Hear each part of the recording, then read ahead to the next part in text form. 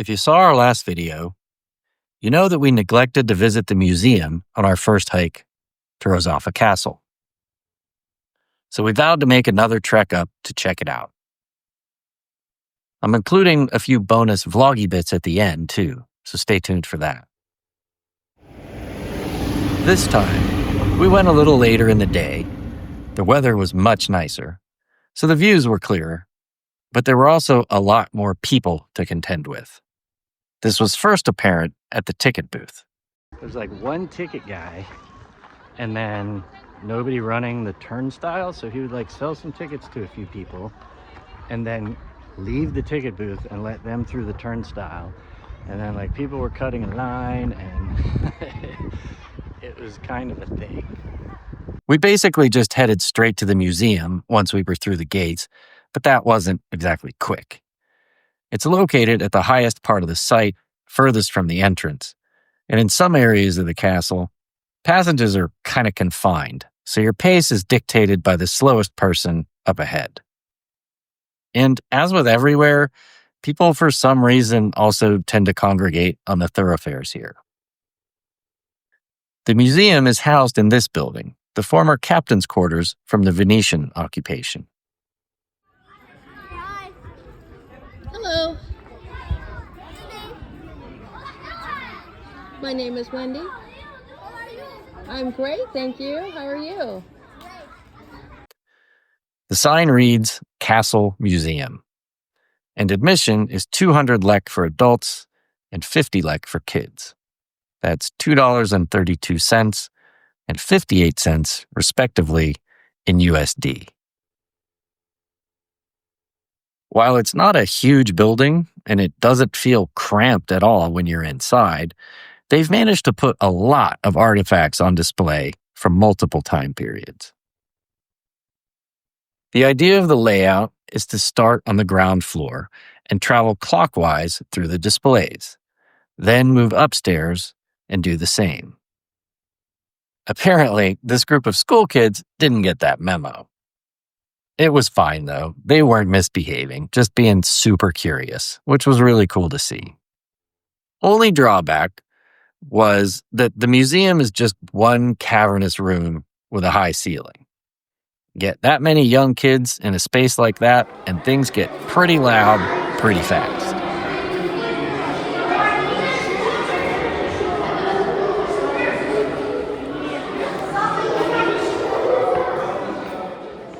There was a tour group upstairs at the same time, so their guide had to try and speak over the cacophony, only increasing the overall volume. It was a bit much for a few minutes.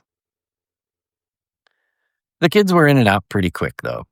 I think they spent as much time buying souvenirs as they did looking at artifacts. Once they exited, it was a lot quieter. We spent around an hour inside. I can get pretty wound up thinking about the person who made that Bronze Age ceramic, or the soldier who owned an axe or sword I'm looking at. Was it carried in battle? And how did it end up buried, only to be found hundreds of years later? These are not replicas, you know? As you loop around, the displays become newer and newer. In the foyer next to the stairs is a carving of Rozafa and her infant son, playing up the myth which gives the castle its name. Upstairs, there's a large-scale model of the castle and the surrounding area that is remarkably detailed and accurate. How does somebody make something like this from just two-dimensional reference material? It's amazing. What were you saying, Kevin? Right there?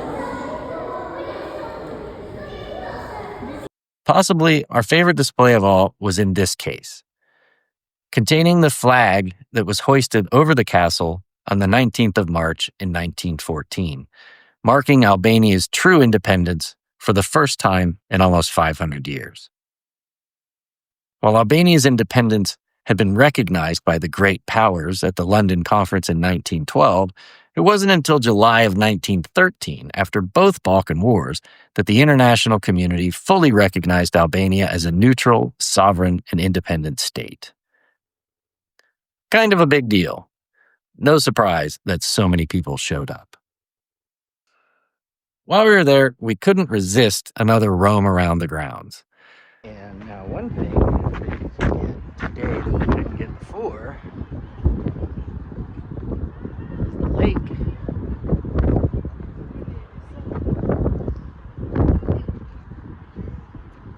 the river.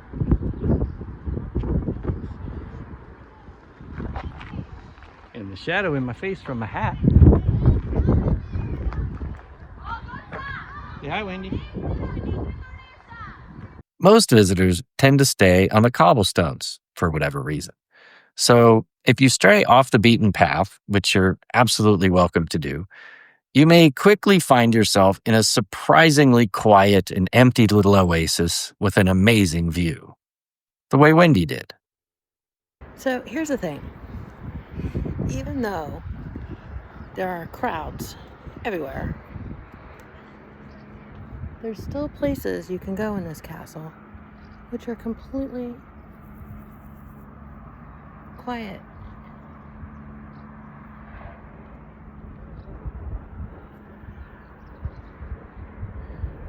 You can find little hidden corners.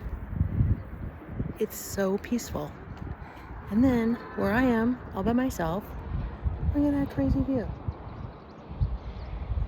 That is incredible.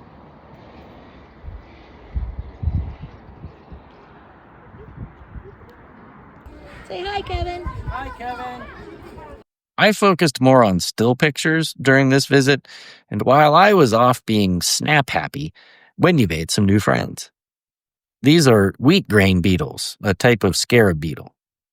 On first glance, they just look like big ladybugs.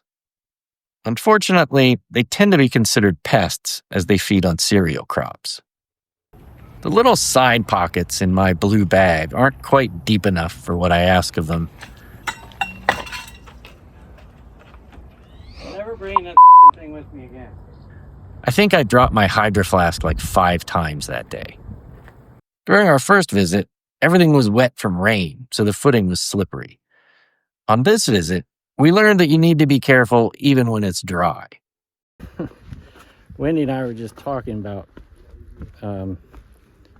walking on our second trip here, about walking on this road, and it's bone dry today and it's super slippery. So but it just occurred to me, imagine wearing leather thong sandals and walking on this, like, oh, my arches hurt. We're wearing like high-tech 21st century athletic shoes, and we're whining about it. We're not wearing, oh yeah, and by the way, they had to wear those and fight a war. So I think maybe we had to put things in perspective a little bit. We had planned to also visit the Lead Mosque on this outing.